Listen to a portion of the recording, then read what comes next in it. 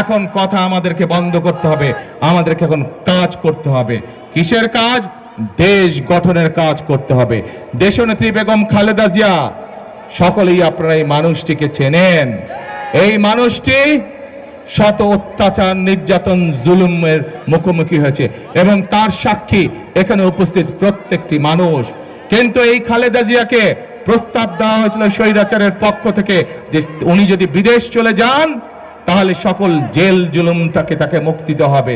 খালেদা জিয়া একটি কথা বলেছিলেন, বাংলাদেশ আমার প্রথম ঠিকানা, বাংলাদেশ আমার শেষ ঠিকানা, বাংলাদেশের মানুষ আমার পরিবার, আমি এদেরকে ছেড়ে কোথাও যাব না।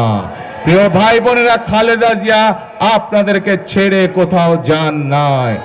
একইভাবে শহীদ রাষ্ট্রপতি জিয়াউর রহমান বাংলাদেশের স্বার্থের সাথে কম্প্রোমাইজ করেননি বলে তাকেও সেদিন শাহাদাত বরণ করতে হয়েছিল ষড়যন্ত্রকারীদের হাতে।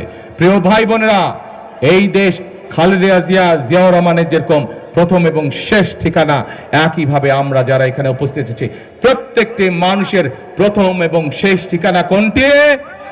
বাংলাদেশ। আসুন এই বাংলাদেশকে আমাদেরই গড়ে তুলতে হবে। এই বাংলাদেশের মানুষের ভাগ্যের পরিবর্তন আমাদেরকেই করতে হবে।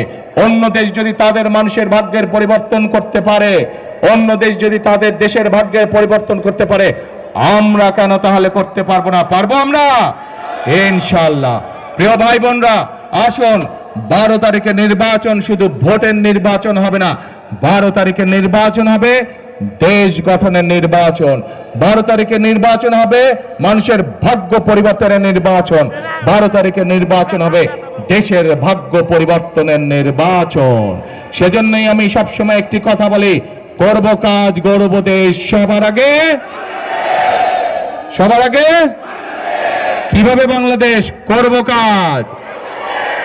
শুনি না জোরে, গর্ব দেশ সবার আগে বাংলাদেশ।